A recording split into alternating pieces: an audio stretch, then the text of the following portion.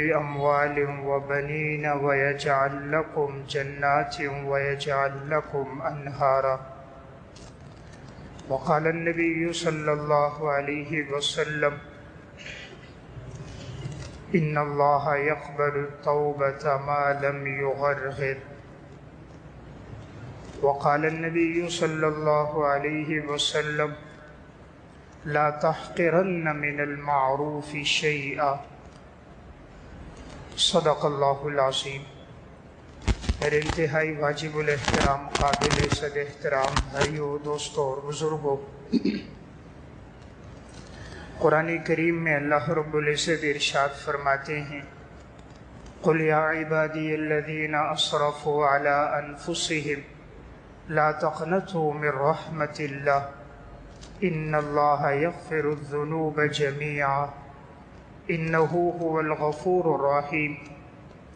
آپ فرما دیجئے میرے بندوں سے کہ وہ بندے جنہوں نے گناہ کر کر کے اپنے اوپر ظلم کر دیا ہے، ایسے بندوں سے کہہ دو کہ وہ میری رحمت سے مایوس نہ ہو۔ یقیناً اللہ تعالیٰ انسان کے تمام گناہوں کو معاف کرنے والا ہے، اور یقیناً اللہ بخشنے والا اور رحم کرنے والا ہے۔ تو اس آیت میں اللہ رب العزت نے ارشاد فرمایا نبی اکرم صلی اللہ علیہ وسلم کو خطاب کر کے کہ آپ امت سے فرما دیجئے، اور کتنے پیارے الفاظ میں امت کے ان لوگوں کو مخاطب کیا کہ جنہوں نے گناہ کر کر کے اپنے اوپر ظلم کر دیا۔ فرمائے یا عبادی الذین اسرفوا علی انفسہم، کہہ دو میرے ان بندوں سے کہ جنہوں نے گناہ کر کر کے اپنے اوپر ظلم کر دیا۔ اب اللہ نے یہ نہیں کہا کہو ظالموں سے، نافرمانوں سے، باغیوں سے، سرکشوں سے، نماز چھوڑنے والوں سے، زکوٰۃ نہ دینے والوں سے، بلکہ کیا کہا کہو میرے ان بندوں سے، یعنی گناہ گار بھی ہیں پھر بھی اللہ تعالیٰ خطاب کر رہا ہے یا عبادی الذین، میرے بندوں سے کہہ دو۔ اور وہ بندے جنہوں نے گناہ کیے تو اللہ تعالیٰ نے فرمایا انہوں نے اپنے اوپر ظلم کیا۔ معلوم ہوا انسان اللہ کی نافرمانی کر کے کسی اور پر ظلم نہیں کرتا، حقیقت میں بندہ اپنے اوپر ظلم کرتا ہے، اس لیے کہ گناہوں کی سزا جو بھگتنی ہے وہ انسان نے خود بھگتنی ہے۔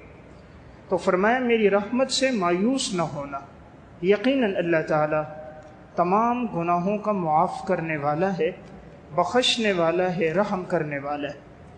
فَقُلْتُ اسْتَغْفِرُوا رَبَّكُمْ إِنَّهُ كَانَ غَفَّارًا، آپ فرما دیجئے کہ ان سے کہہ دو کہ تم لوگ استغفار کرو، یقیناً میں تمہارے گناہوں کو معاف کرنے والا ہوں۔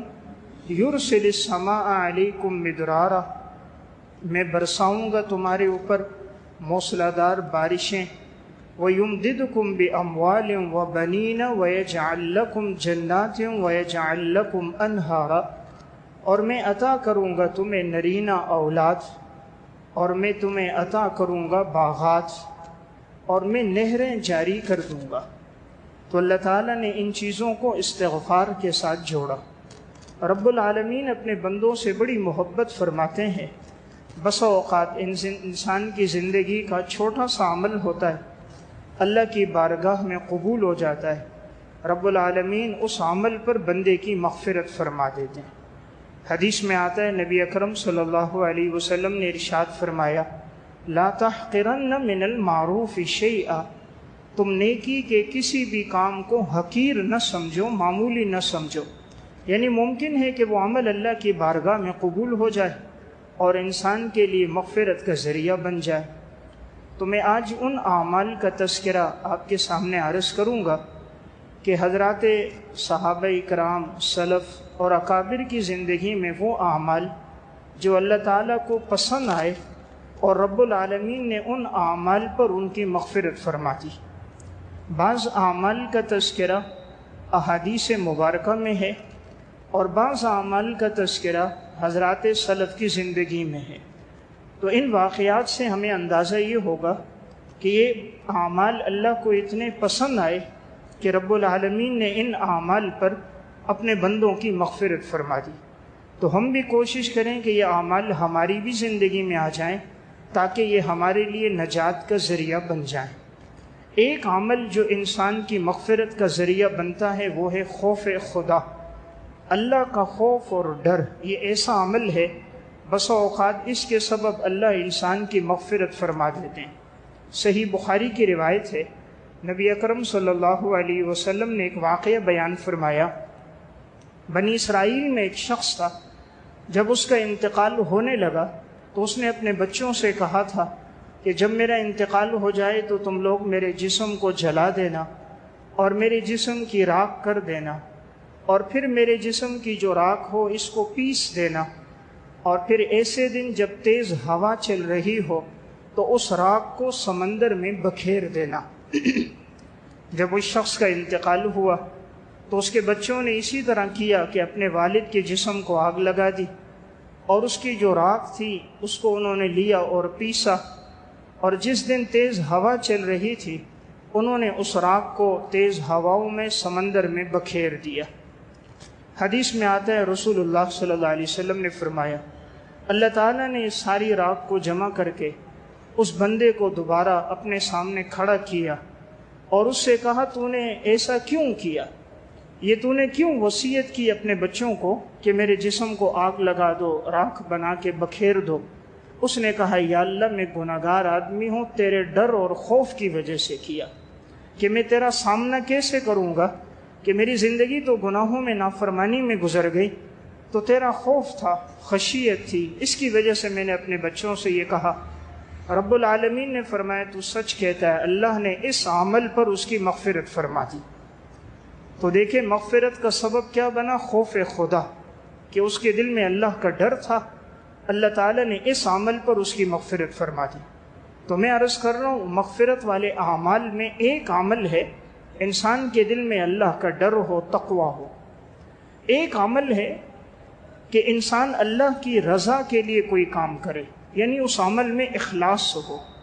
صحیح بخاری کی روایت ہے، ایک فاحشہ عورت ہے، راستے سے گزر رہی ہے، دیکھا کہ ایک کتا ہے پیاس کی وجہ سے گیلی مٹی کو چاٹ رہا ہے۔ اس کے دل میں خیال آیا کہ ہم پیاس کی حالت میں ہوں، ہماری کیا حالت ہوتی ہے، اور یہ تو ایک جانور ہے، پیاس کی حالت میں اس کی یہ کیفیت ہے۔ وہ عورت نیچے اتری اور اس نے اپنا چمڑے کا موزہ تھا اسے پانی سے بھرا اور وہ منہ میں پکڑ کے اوپر لے کر آئی اور اس پیاسے کتے کو اس نے پانی پلایا۔ اللہ تعالیٰ کو یہ عمل پسند آیا، اس عمل پر رب العالمین نے اس کی مغفرت فرما دی۔ بسا اوقات انسان کی مغفرت اس عمل پر بھی ہو جاتی ہے کہ جو انسان اس کو حقیر سمجھ رہا ہے، چھوٹا سمجھ رہا ہے، لیکن اللہ تعالیٰ کے ہاں تو اس چیز کی قید نہیں کہ عمل چھوٹا ہو یا بڑا ہو۔ رب العالمین تو یہ دیکھتے ہیں انسان کے دل میں اخلاص، انسان کی نیت، اور کس تقوی کے ساتھ، کس جذبے کے ساتھ وہ عمل کر رہا ہے۔ الادب المفرد میں امام بخاری رحمۃ اللہ علیہ نے روایت نقل کی کہ ایک شخص راستے سے گزر رہا تھا، اس نے دیکھا راستے میں ایک ٹہنی ہے تکلیف دہ، کہ جس سے گزرنے والوں کو تکلیف ہوتی ہے۔ اس نے اللہ کی رضا کے لیے وہ ٹہنی راستے سے ہٹائی۔ رب العالمین کو یہ عمل پسند آیا، اللہ نے اس عمل پر اس کی مغفرت فرما دی۔ اس لیے میں ایک بات عرض کر رہا ہوں، بسا اوقات عمل چھوٹا ہوتا ہے لیکن اللہ کے ہاں قبول ہو جاتا ہے، تو وہی عمل انسان کی نجات کا ذریعہ بن جاتا ہے۔ علامہ ابن عساکر رحمۃ اللہ علیہ متوفہ 571 ہجری کی کتاب ہے تاریخ مدینہ دمشق، اس میں انہوں نے حضرت فرزدق رحمہ اللہ کے حالات میں ایک واقعہ لکھا۔ یہ مشہور شاعر گزرا ہے اور جس کی زندگی شعر و شاعری میں گزری، لیکن اتنی اس کی زندگی میں اخلاص اور عبادت کا زیادہ اہتمام نہیں تھا۔ جس دن اس کی بیوی کا انتقال ہوا تو جنازے میں بہت سے لوگ آئے ہوئے تھے۔ اس دور کے ایک بڑے اللہ والے ولی حضرت حسن بصری رحمۃ اللہ علیہ متوفہ 110 ہجری بھی جنازے میں شریک تھے۔ جب جنازہ ہونے لگا تو وہ فرزدق سے ملے، کہا لوگ کیا کہہ رہے ہیں؟ انہوں نے کہا لوگ یہ کہہ رہے ہیں کہ آج جنازے میں سب سے بہترین انسان بھی موجود ہے حسن بصری، اور لوگ کہہ رہے ہیں بدترین آدمی بھی موجود ہے اور میری طرف اشارہ کرتے ہیں۔ حسن بصری رحمۃ اللہ علیہ نے فرمایا بھائی بہترین اور بدترین کا اندازہ تو قیامت کے دن ہوگا، جب اعمال کھلیں گے پھر پتہ چلے گا کون اللہ کے ہاں بہترین تھا، کون اللہ کے ہاں برا تھا، یہ تو قیامت میں پتہ چلے گا۔ دنیا میں کسی کے بارے میں کوئی قطعی فیصلہ نہیں کیا جا سکتا بغیر وحی کے۔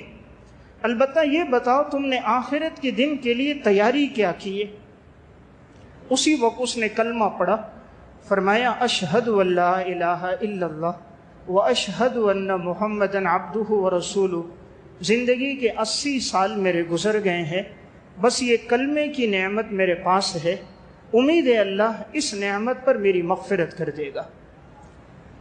جنازہ ہو گیا، فرزدق کا انتقال ہوا۔ انتقال کے بعد کسی نے خواب دیکھا، پوچھا اللہ نے آپ کے ساتھ کیا معاملہ کیا؟ کہا اللہ تعالیٰ نے میری مغفرت فرما دی۔ فرمایا بھئی کس عمل پہ مغفرت ہوئی؟ لوگ تو تجھے گناہگار سمجھتے تھے۔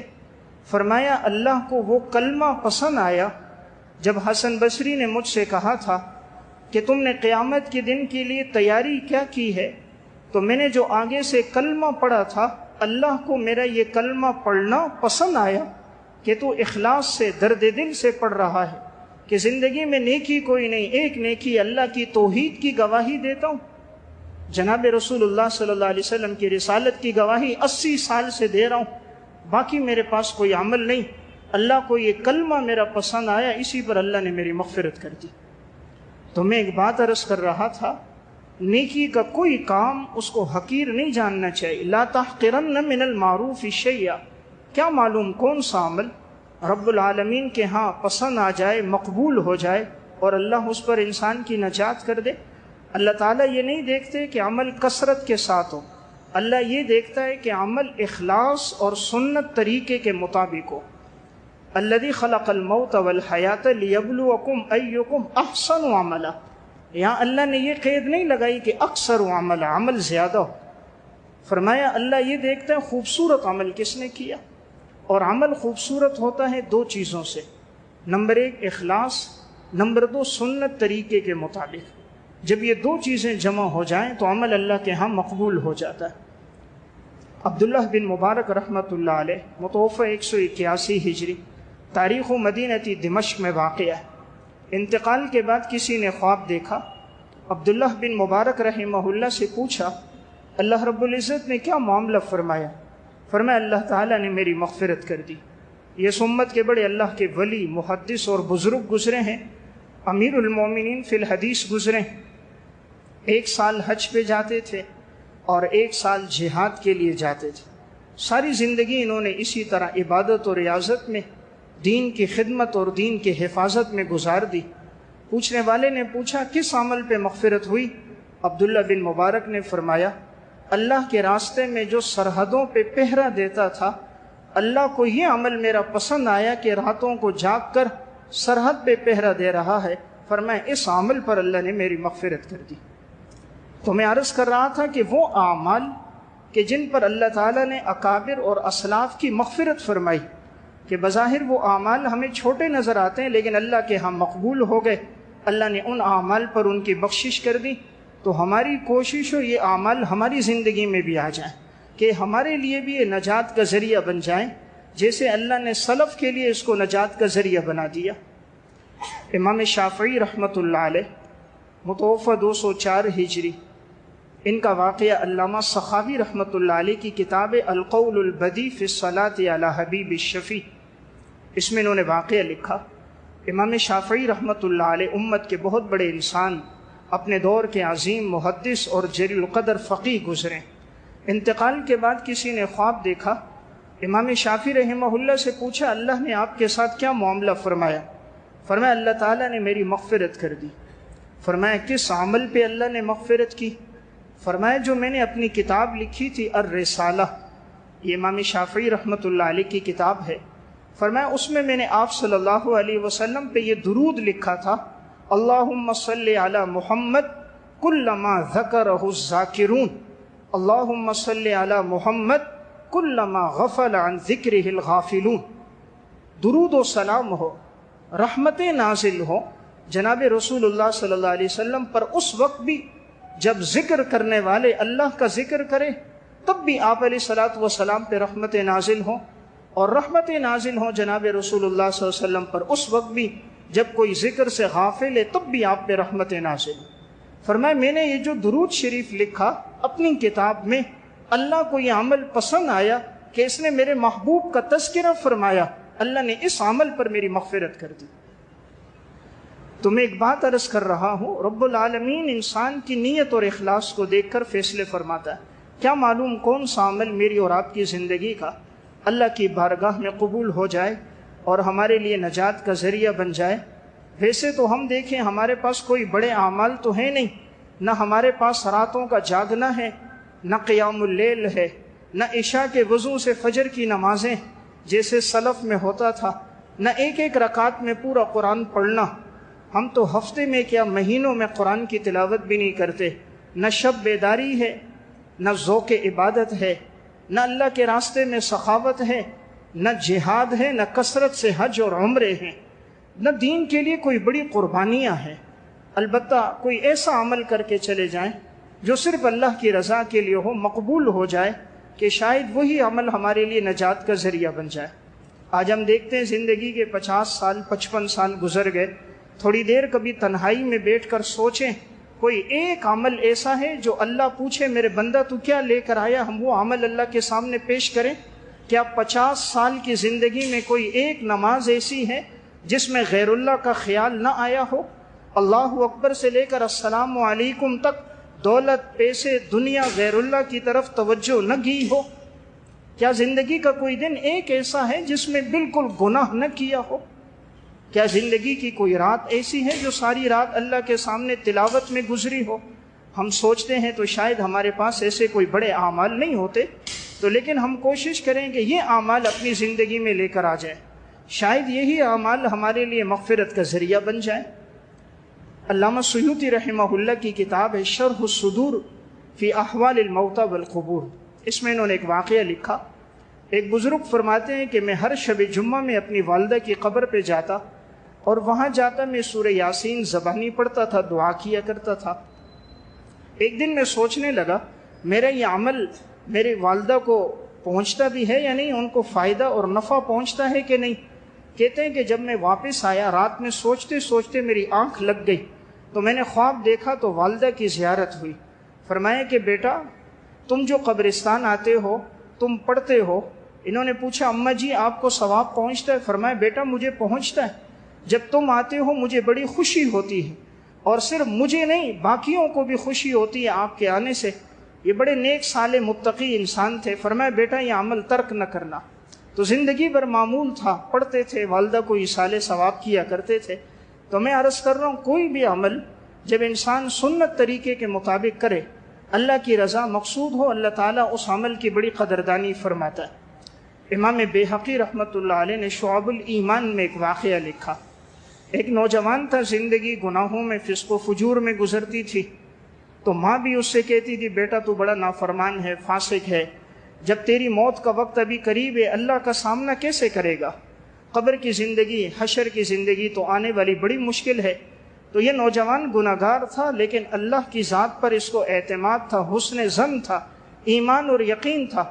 تو اپنی والدہ سے کہا اماں جان اگر آپ کے اختیار میں دے دیا جائے تو کیا آپ مجھے آگ میں ڈالو گی؟ ماں نے کہا بیٹا اگر میرے اختیار میں ہو تو میں کبھی اپنے بیٹے کو آگ میں نہیں ڈالوں گی۔ اس نوجوان نے کہا اماں اللہ تجھ سے کئی گنا زیادہ ہم سے محبت کرتا ہے، جب تو مجھے آگ میں نہیں ڈالے گی مجھے امید ہے میرا اللہ بھی مجھے نہیں ڈالے گا، میرا اللہ بھی میری مغفرت کرے گا۔ آخری یہ وقت تھا، اللہ کے سامنے اس نے روتے روتے گزار دیا، آنسو بہاتا رہا، ادھر ماں کے آنسو بھی بہہ رہے تھے، روتے روتے نزع کی حالت شروع ہوئی، انتقال ہو گیا۔ خواب میں ماں نے دیکھا، پوچھا بیٹا کیا ہوا؟ فرمایا اماں جان یہ جو میں نے آپ کے سامنے بات کی تھی کہ جب آپ مجھے آگ میں نہیں ڈالتی تو امید ہے میرا اللہ بھی مجھے نہیں ڈالے گا، تو یہ جو مجھے اللہ پر حسن ظن تھا، اللہ کی ذات پر پختہ ایمان اور یقین تھا، تو اللہ نے میرے گمان کے مطابق معاملہ کیا، میرے آنسوؤں کی لاج رکھی اور اللہ نے میری مغفرت کر دی۔ تو میں ایک بات عرض کر رہا تھا، بسا اوقات عمل چھوٹا نظر آتا ہے لیکن اللہ کے ہاں مقبول ہو جائے، وہی عمل انسان کی نجات کا ذریعہ بن جاتا ہے۔ اتحاف سعادت المتقین میں اور احیاء علوم الدین میں واقع ہے۔ ایک جنازہ جا رہا تھا، عبدالحمید ثقفی کہتے ہیں میں نے دیکھا کہ جنازے کو اٹھانے والے 3 آدمی ہیں اور چوتھی طرف کندھا ایک عورت نے دیا ہوا ہے۔ کوئی اور آدمی اس کو کندھا دینے کے لیے بھی تیار نہیں ہے، کوئی جنازے کے ساتھ نہیں جا رہا۔ 3 آدمیوں نے کندھا دیے جو اس کے رشتہ دار تھے، اور چوتھی طرف ایک عورت نے کندھا دیے۔ تو میں نے سوچا میں جنازے کو کندھا دے دیتا ہوں۔ یہ کہتے ہیں میں آگے بڑھا اور میں نے کہا مجھے دو۔ اس عورت سے میں نے لیا اور جنازے کو ایک کندھا میں نے دیا۔ تو راستے میں چلتے چلتے میں نے اس عورت سے پوچھ لیا یہ میت کس کی ہے، کون ہے؟ اس نے کہا یہ میرا بیٹا ہے، میرے بیٹے کا انتقال ہوا۔ تو میں نے کہا جنازے میں تو بہت سارے لوگ ہوتے ہیں عموماً، لیکن آج تمہارے اس بیٹے کے جنازے میں بھی لوگ کم تھے، تدفین کے لیے بھی لوگ نہیں ہیں، 3 آدمی ہیں، صرف چوتھی تم ہو، جنازہ اٹھانے والا کوئی نہیں۔ اس نے کہا بات یہ ہے کہ لوگ میرے بیٹے کو حقیر سمجھتے ہیں۔ اس کا بیٹا جو تھا مخنث تھا۔ اللہ کی طرف سے بسا اوقات ہوتا ہے کہ انسان نہ مرد ہو نہ عورت ہو، لیکن تھا پرہیزگار تھا، نیک تھا، عبادت گزار تھا۔ تو اس وجہ سے لوگوں کے ہاں وہ حقیر تھا، لوگ اس کو حقارت کی نظر سے دیکھتے تھے۔ تو کہا لوگ میرے بیٹے کو حقیر سمجھتے ہیں، اس لیے جنازے میں بھی لوگ نہیں آئے اور تدفین میں بھی لوگ شریک نہیں ہوئے۔ آج کل چونکہ جنازوں میں جانا، عیادت کے لیے جانا، یہ تو پیسے، دولت اور منصب کو دیکھ کر ہوتا ہے۔ کوئی دولت والا ہے اس کے عیادت کے لیے لوگ آتے ہیں، کوئی پیسے اور مالدار ہے تو لوگ اس کے جنازے میں بھی آتے ہیں، پوچھتے بھی ہیں۔ اگر کوئی غریب تنگ دست ہے تو سگا بھائی بھی ہو تو اس لیے عیادت کے لیے نہیں جاتا، کہیں پیسوں کا قرضے کا مطالبہ نہ کر دے، کہیں علاج معالجے کے لیے نہ مانگ دے۔ آج تو اغراض کی دنیا ہے، ہر آدمی غرض پہ چل رہا ہے، جس سے کوئی فائدہ ہے تو ٹھیک، اگر فائدہ نہیں ہے، خون کا رشتہ بھی ہو تو اس میں وفا نظر نہیں آتی۔ تو جنازے میں کوئی اور ساتھ نہیں تھا۔ یہ کہتے ہیں میں ساتھ چلا، ہم 4 مرد ہو گئے، ہم نے اس کی تدفین کر دی۔ تو میں نے دیکھا کہ اس عورت کا یہی ایک بیٹا تھا، میں اس کو لے کر آیا اور گھر میں اللہ نے مجھے دیا تھا، میں نے دراہم، دینار، ساز و سامان، کپڑے، کچھ نقدی پیسے وغیرہ اس خاتون کو دے دیے اور میں نے کہا اپنی دعاؤں میں یاد رکھنا۔ یہ شخص کہتا ہے جب میں رات سویا میں نے دیکھا جنت قائم ہے اور ایک خوبصورت نوجوان جنت میں گھوم رہا ہے، سفید لباس پہنا ہے، نعمتیں کھا رہا ہے، بڑا خوش ہے۔ میں نے پوچھا تو کون ہے؟ کہا میں وہی ہوں جس کے جنازے کو تم نے کندھا دیا۔ میں نے کہا لوگ تو تمہیں بڑا حقیر سمجھتے تھے، لوگ تمہارے جنازے میں نہیں آئے۔ فرمایا اسی عمل پر اللہ نے میری مغفرت کر دی کہ لوگ مجھے حقیر سمجھ رہے تھے، لیکن اللہ کے ہاں ایک مقام تھا۔ اللہ تعالیٰ اس کو نہیں دیکھتا کہ لوگوں کی نظر میں کیا ہے، اللہ انسان کے تقوی کو دیکھتا ہے۔ ان اکرمکم عند اللہ اتقاکم، اللہ کے ہاں وہ معزز ہے جس کی زندگی میں تقوی، وہ نہیں جس کو لوگ حقیر سمجھے، وہ اللہ کے ہاں بھی حقیر ہو۔ اللہ کے ہاں معیار تقوی ہے۔ فرمایا اس عمل پر کہ لوگ مجھے حقیر سمجھتے تھے لیکن اس شخص کی زندگی نیک اعمال میں گزرتی تھی، کہا اسی پر اللہ نے میری مغفرت کر دی۔ تو میرا واقعہ سنانے کا مقصد، بسا اوقات کسی چیز کو انسان چھوٹا سمجھ رہا ہوتا ہے لیکن اللہ کے ہاں وہ عمل بڑا ہوتا ہے اور وہی عمل نجات کا ذریعہ بن جاتا ہے۔ اس لیے کوشش و نیکی کا کوئی بھی کام ہو، کوئی بھی سنت عمل ہو، شریعت کا کوئی بھی حکم ہو، انسان کو چاہیے انسان اس کو اختیار کرے، حسن نیت کے ساتھ کرے کہ ممکن ہے میرے رب کے ہاں یہ قبول ہو جائے اور اللہ تعالیٰ اسی عمل پر میری مغفرت فرما دے۔ امام ذہبی رحمہ اللہ نے سیر و اعلام النبلاء میں سلیمان بن داؤد شازکونی رحمۃ اللہ علیہ بڑے محدث ہیں، ان کے حالات میں ایک واقعہ لکھا۔ فرمانے لگے ان کا انتقال ہوا، کسی نے خواب دیکھا، پوچھا اللہ نے آپ کے ساتھ کیا معاملہ کیا؟ تو یہ فرمانے لگے کہ میں جب علم حدیث کے سفر میں نکلا تھا تو میں پیدل چلتا تھا، میرے پاس اتنے پیسے نہیں تھے کہ میں اپنے لیے کرائی کی سواری لے سکوں، نہ سواری خریدنے کی وسعت تھی نہ کرائے پہ لینے کی وسعت تھی، تو میں پیدل چلتا تھا۔ کہا میں پیدل چلتے چلتے مختلف شہروں کا، علاقوں کا سفر کرتا۔ کہا ایک دفعہ ایسا ہوا میں پیدل چل رہا تھا، راستے میں ایک جگہ تیز بارش لگ گئی اور میں نے آس پاس دیکھا صحرا تھا، تو مجھے کوئی ایسی جگہ نظر نہیں آئی کہ میں وہاں چلا جاؤں اور اپنی کتابوں کی حفاظت کروں۔ تو کتابیں جتنی تھی اور جو حدیثیں انہوں نے لکھی ہوئی تھیں، اس دور میں جو حدیثیں لکھا کرتے تھے، کوئی صحیفوں پہ، چمڑوں پر، گتوں پہ، ہڈیوں پہ جو چیز ملتی تھی اس پر احادیث کو لکھ دیا جاتا تھا۔ اس دور میں لکڑی کے قلم تھے، دیے کی روشنی ہوتی تھی، چٹائیوں پر بیٹھ کر آپ صلی اللہ علیہ وسلم کے ارشادات کو محفوظ کیا جاتا تھا۔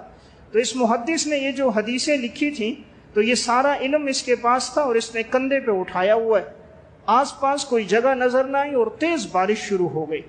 تو اب یہ کہتے ہیں میں نے وہ سب کتابیں نیچے رکھی اور میں اس کے اوپر اوندا ہو گیا، یعنی میں کتابوں کے اوپر ہو گیا تاکہ میری کتابیں گیلی نہ ہوں، میری کتابوں پہ پانی نہ لگے کہ اس میں آپ صلی اللہ علیہ وسلم کی احادیث لکھی ہوئی ہیں۔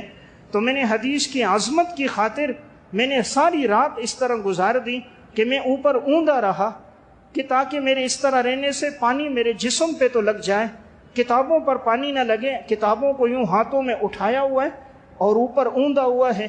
اللہ کو یہ عمل پسند آیا کہ صرف اس نے اللہ کی رضا کے لیے کیا۔ آپ علیہ الصلوۃ والسلام کی احادیث کی حفاظت اور ان کتب حدیث کے لیے خاطر اس نے یہ عمل کیا۔ فرمایا اس عمل پر اللہ نے میری مغفرت فرما دی۔ تو میں ایک بات عرض کر رہا تھا، کیا معلوم اللہ کی بارگاہ میں کون سا عمل قبول ہو جائے اور ہمارے لیے نجات کا ذریعہ بن جائے۔ اسی لیے کسی پر ایک دم فتویٰ بھی نہ لگایا کریں، حکم بھی نہ لگائیں فلاں جہنمی ہے، فلاں فاسق ہے، فلاں کافر ہے، فلاں لعنتی ہے۔ کیا معلوم کون سا عمل میرے رب کی بارگاہ میں قبول ہو اور اللہ اس کی مغفرت کر دے، اور کہیں ایسا نہ ہو ہماری زندگی کے سارے اعمال ہمارے تکبر کی وجہ سے ضائع ہو جائیں۔ امام غزالی رحمہ اللہ نے احیاء علوم الدین میں ایک واقعہ لکھا۔ حضرت عیسیٰ علیہ السلام کے دور میں ایک بڑے اللہ والے بزرگ تھے، ہر وقت اللہ کی عبادت کرتے تھے اور بادل ان پر سایہ کرتا تھا، جہاں جاتے اوپر بادل ہوتا تو دھوپ ان پہ نہیں لگتی تھی۔ اس دور کا ایک گناہگار آدمی تھا، اس نے دیکھا کہ بادل کا اس پر سایہ ہے، بڑا نیک متقی ہے، پورے علاقے میں شہرت ہے۔ اس نے کہا چلو اس نیک آدمی کی صحبت میں تھوڑی دیر بیٹھتا ہوں، توبہ کرتا ہوں، اس کے ساتھ بیٹھتا ہوں، ان سے سیکھتا ہوں کہ میری زندگی بھی تبدیل ہو جائے۔ اب یہ گناہگار بندہ اس کے قریب گیا تاکہ جا کر تھوڑی دیر ان کے ساتھ بیٹھے، تو وہ جو عابد تھا، عالم نہیں تھا، زندگی میں اس کے تکبر آ گیا۔ اس نے فوراً کہا میرے قریب نہ آنا، تو فاسق فاجر ہے، زندگی میں گناہ کرتے، قریب نہیں آنا، کہیں تیری وجہ سے ایسا نہ ہو یہ بادل کا سایہ اور رحمتیں چلی جائیں۔ اپنے قریب اس کو نہیں بیٹھنے دیا، دھتکار دیا۔ اللہ رب العزت نے وقت کے پیغمبر عیسیٰ علیہ السلام کی طرف وحی بھیجی کہ جا کر اس عابد کو بھی کہو تو نے جتنے نیک اعمال کیے تھے تو نے ہمارے بندے کو حقیر جانا، دھتکارا، اس کی وجہ سے ہم نے تیرے جتنے نیک اعمال تھے سب ضائع کر دی۔ اور اس گناہگار سے کہو تیرے دل میں جو دین کی محبت، اللہ والوں کی محبت، نیک لوگوں کی محبت، کہ تو نے چاہا کہ میں اس بزرگ کے قریب بیٹھ جاؤں، دین سیکھوں، اس محبت پر ہم نے تیری زندگی کے گناہ معاف کر دی۔ اس کو کہ تو بھی اپنی زندگی کا آغاز کر، اور اس عابد کو کہ تو بھی اپنی زندگی کا اب آغاز کر۔ وہ جو نیک اعمال تھے تیرے بھی ضائع، اور تیری زندگی کے جو گناہ تھے ہم نے وہ بھی تیرے مٹا دیے۔ تو میں ایک بات عرض کر رہا ہوں، کیا معلوم رب کی شان، رب کی ذات بڑی جلیل القدر ذات ہے۔ یا ایھا الناس انتم الفقراء الی اللہ، اے لوگو تم سب اللہ کے محتاج۔ اللہ الصمد، وہ بے نیاز، وہ کسی کا محتاج نہیں، اس لیے اس رب کی نگاہ ہمارے دلوں پر ہوتی ہے۔ ان اللہ لا ينظر الی صورکم واموالکم ولکن ينظر الی قلوبکم واعمالکم۔ اللہ تمہاری صورت اور مال کو نہیں دیکھتا، اللہ تمہارے قلوب اور اعمال کو دیکھتا ہے۔ اس لیے میں نے ایک بات عرض کی، ہر عمل کریں، دعا کریں، یہ عمل قبول بھی ہو جائے۔ عمل کر کے اترانا نہیں، عمل کر کے تکبر نہیں کرنا، عمل کر کے قبولیت کی دعا کرنی ہے۔ یا اللہ جو عمل کی توفیق عطا فرما دی، اب اس عمل کو قبول بھی فرما دے۔ نیک عمل کو ضائع ہونے سے بچانے کا ذریعہ ہے انسان تکبر سے بچ کے قبولیت کی دعا کرے کہ یا اللہ تو نے توفیق دے دی، اب قبول بھی فرما دے۔ تو میں عرض کر رہا تھا، سلف میں ایسے لوگ گزرے کہ جنہوں نے اعمال کیے اللہ کے ہاں قبول ہو گئے، اللہ تعالیٰ نے ان اعمال پر ان کی مغفرت فرما دی۔ دیکھنے میں نظر آیا چھوٹا عمل تھا، لیکن محض اللہ کی رضا کے لیے تھا، رب العالمین نے پسند فرمایا، اس پہ بخش دیا۔ عبد الرحمن بن قاسم رحمۃ اللہ علیہ، سیر و اعلام النبلاء میں واقع ہے۔ انتقال کے بعد کسی نے خواب دیکھا، پوچھا اللہ نے کیا معاملہ کیا؟ فرمایا اللہ تعالیٰ نے میری مغفرت کر دی۔ کہا کس عمل پہ مغفرت ہوئی؟ فرمایا اس عمل پر کہ میں جو قرآن کی تلاوت کثرت سے کرتا تھا۔ فرمایا یہ عمل اللہ کو بڑا پسند آیا، میرا قرآن پڑھنا، اس پر اللہ نے میری بخشش کر دی۔ اس لیے قرآن کے معانی سمجھ آئیں بہت اچھی بات ہے، ترجمہ سمجھ آئے بہت اچھی بات ہے، نہ سمجھ آئے تب بھی قرآن کی تلاوت کرو۔ یہ جو آج کل ایک نئی فضا بن رہی ہے کہ اگر ترجمہ نہیں آتا، تشریح نہیں آتی تو قرآن نہ پڑھو، ایسی بات نہیں۔ بعثت کا پہلا مقصد قرآن کی تلاوت ہے۔ ربنا وابعث فیہم رسولا منہم یتلو علیہم آیاتک ویعلمہم الکتاب والحکمہ۔ اللہ نے بعثت کا پہلا مقصد تلاوت بیان کی ہے۔ رسول اللہ صلی اللہ علیہ وسلم نے جو مثال بیان کی کہ آپ نے فرمایا الف لام میم پر 30 نہیں کیا ہے۔ الف لام میم حروف مقطعات میں سے آج تک اس کا معنی کسی کو پتہ نہیں، اللہ اور اللہ کے رسول کے علاوہ کسی کو معنی نہیں پتہ۔ جب نہ پتہ ہو اس پر 30 نہیں کیا ہے، جب پتہ ہو تو بطریق اولا نہیں کیا۔ اس لیے اعمال میں تلاوت خود ایک عمل ہے۔ ترجمہ سمجھ آئے اچھی بات، نہ آئے تلاوت کو خود مستقل معمول بنائے۔ تو سلف میں یہ معمول ہوتا تھا، وہ قرآن کی تلاوت بھی کثرت سے کرتے تھے۔ تو میں عرض کر رہا تھا کوئی بھی عمل ہو محض اللہ کی رضا کے لیے جب انسان کر رہا ہو، وہ چھوٹا عمل بھی اللہ کے ہاں قبول ہو جائے نجات کا ذریعہ بن جاتا ہے۔ حیات الحیوان میں علامہ دمیری رحمۃ اللہ علیہ نے ایک واقعہ لکھا۔ حضرت شبلی رحمۃ اللہ علیہ اپنے دور کے بہت بڑے اللہ والے بزرگ اور ولی گزرے۔ حضرت شبلی نے ساری زندگی عبادت اور ریاضت میں گزاری۔ انتقال کے بعد کسی نے خواب دیکھا اور پوچھا اللہ نے آپ کے ساتھ کیا معاملہ کیا؟ حضرت شبلی رحمۃ اللہ علیہ فرمانے لگے رب العالمین نے مجھے سامنے کھڑا کیا اور پوچھا شبلی تو کیا عبادت لے کر آیا؟ تو میں نے کہا یا اللہ اعمال تو اور کچھ نہیں، البتہ کوشش کرتا تھا، رات میں عبادت ہوتی تھی، دن میں تلاوت تھی، ذکر و اذکار تھے، لوگوں کو دین کی دعوت دیتا تھا۔ اللہ رب العزت نے فرمایا شبلی تم نے یہ سب کام کیے، ہم سب کا اقرار کرتے ہیں، لیکن ہم نے تیری مغفرت اس عمل پر کی کہ ایک رات سردی بہت زیادہ تھی، تم تہجد کی نماز کے لیے اٹھے اور جب تم وضو کرنے کے لیے صحن میں باہر آئے تو تم نے دروازہ کھولا، تمہاری نظر پڑی گلی میں ایک بلی تھی، وہ سردی کی وجہ سے کانپ رہی تھی، کبھی ادھر بھاگتی کبھی ادھر بھاگتی، تو تم نے اسی وقت گئے اور اس بلی کو اٹھایا، گھر لے کر آئے اور تم نے آگ لگائی قریب تاکہ اس کو گرمائش پہنچ جائے، تم نے تیل لیا اور اس کی مالش کی اور اس کے اوپر تم نے کپڑا ڈالا اور اس کو گرم دودھ پلایا۔ اس وقت دیکھنے والا کوئی نہیں تھا، رات کا آخری پہر تھا، اندھیرا تھا، کوئی اس عمل پر مطلع نہیں تھا۔ ہم تو عمل کرتے ہیں دوسروں کو دکھانے کے لیے، کوئی عمل کرتے ہیں پہلے سیلفی بناتے ہیں، 10 کلو آٹا بھی کسی کو دینا ہے تو 3 سیلفیاں بنا کے فیس بک پہ شیئر کریں گے، فلاں کے گھر ہم نے راشن ڈالا ہے۔ اللہ کے لیے عمل نہیں کرتے، مخلوق کو دکھانے کے لیے کرتے ہیں۔ تو کہا تم نے یہ عمل ہماری رضا کے لیے کیا، رات کے اس اندھیرے میں کسی کو نظر نہیں آ رہا تھا، تم نے یہ سب کچھ ہمارے لیے کیا، ہم نے شبلی اس عمل پر تیری مغفرت کر دی۔ عبادت اور ریاضت سب تھا، لیکن اللہ کو کیا عمل پسند آیا؟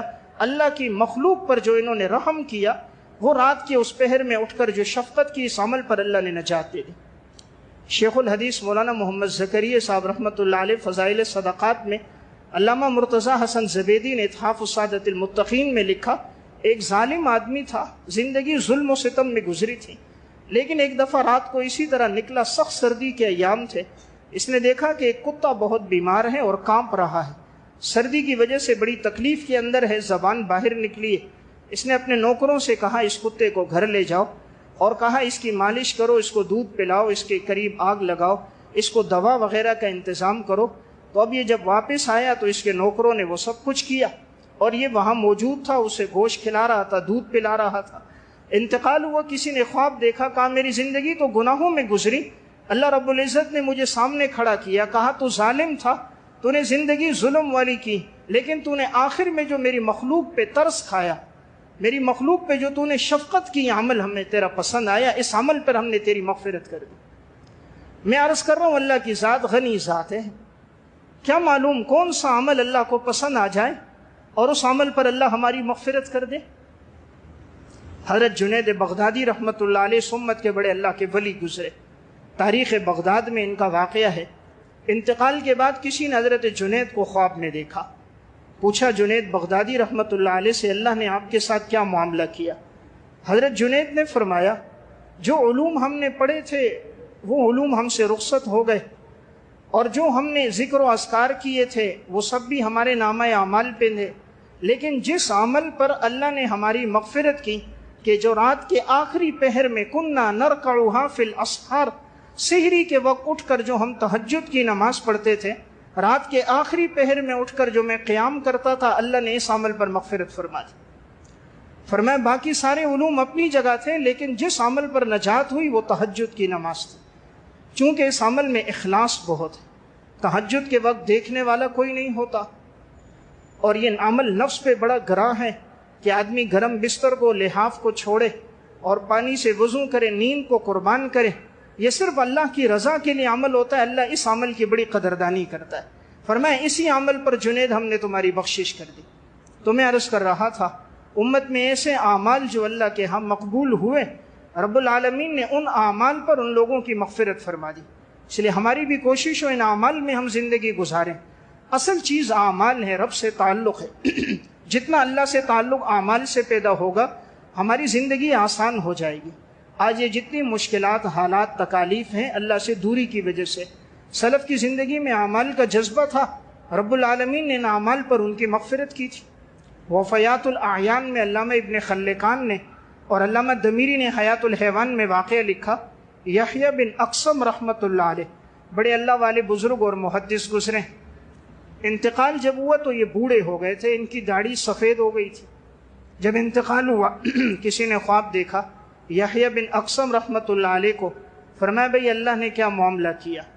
حضرت یحییٰ بن اقسم نے فرمایا رب العالمین نے مجھے سامنے کھڑا کیا، فرمایا کہ یحییٰ تو کیا عمل کر کے لایا؟ تو نے تو زندگی میں فلاں دن گناہ کیا، فلاں دن گناہ کیا۔ کہا جب میری زندگی کے گناہ سامنے آتے گئے، میری آنکھوں سے آنسو بہنے لگ گئے کہ اب تو بچنے کا کوئی راستہ نہیں۔ فرمایا یحییٰ کیا عمل کیا؟ کہا یا اللہ زندگی تو گناہوں میں گزری، لیکن تیرے پیغمبر کی ایک حدیث تھی جو حضرت ابو ہریرہ رضی اللہ تعالیٰ عنہ سے مروی تھی کہ رسول اللہ صلی اللہ علیہ وسلم نے فرمایا تھا کہ جس انسان کے بال اسلام کی حالت میں سفید ہو جائیں، اللہ کو حیا آتی ہے، اللہ اس کو عذاب نہیں دیتا۔ کہ جس کے بال اسلام کی حالت میں سفید ہو جائیں، سر کے بال، داڑھی کے بال، اللہ کو حیا آتی ہے اس کے سفید بالوں سے، اللہ اس کو عذاب نہیں دیتا۔ یحییٰ بن اقسم نے کہا یا اللہ عمل کوئی نہیں، لیکن تیرے پیغمبر کی حدیث تھی، میری زندگی اسلام میں گزری، جب سے ہوش سنبھالا ہے الحمدللہ مسلمان ہوں، وفات تک اسلام کی حالت میں تھا، زندگی اسلام میں گزری، بال اسلام میں سفید ہو گئے۔ اللہ نے فرمایا ابو ہریرہ نے بھی سچ کہا، میرے پیغمبر نے بھی سچ کہا، جا یحییٰ میں نے تیری مغفرت کر دی۔ تو میں عرض کر رہا تھا کیا معلوم کون سا عمل رب کی بارگاہ میں قبول ہو جائے، انسان کے لیے نجات کا ذریعہ بن جائے۔ اس لیے کوشش ہو ہر عمل اللہ کی رضا کے لیے، اخلاص ہو ہر عمل میں، یا اللہ یہ تیری رضا کے لیے کام کیا ہے، مخلوق مطلوب ہی نہ ہو، جتنا خفیہ طریقے پر کام ہو، جتنا مخلوق کی نظروں سے پوشیدہ ہو، اتنا وہ عمل اللہ کے ہاں زیادہ قبول ہوتا ہے۔ ہو سکتا ہے وہ چھوٹا سا عمل ہمیں نظر آئے، اللہ کے ہاں قبول ہو جائے، ہماری ہدایت کا ذریعہ بن جائے۔ میں ایک واقعہ عرض کر کے بات ختم کرتا ہوں۔ امام ابن قدامہ رحمۃ اللہ علیہ کی ایک کتاب التوابین، توبہ کرنے والوں کے واقعات، اس میں انہوں نے ایک واقعہ لکھا۔ ایک مجوسی شخص تھا، وہ کہتا ہے کہ میرے بیٹے اور بیٹی کی شادی تھی، اس نے اپنے بچوں کی شادی کی تھی، اور اس شادی کے اندر اس نے خوب کھانے کھلائے تھے ہر قسم کے لوگوں کو۔ مجوسیوں کے ہاں تو چونکہ بھائی اور بہن کا نکاح جائز ہے تو یہ لوگ آپس میں نکاح کرتے ہیں، تو اس مجوسی شخص کو ایک آدمی نے کہا تھا تیرے حق میں دعا قبول ہوئی ہے۔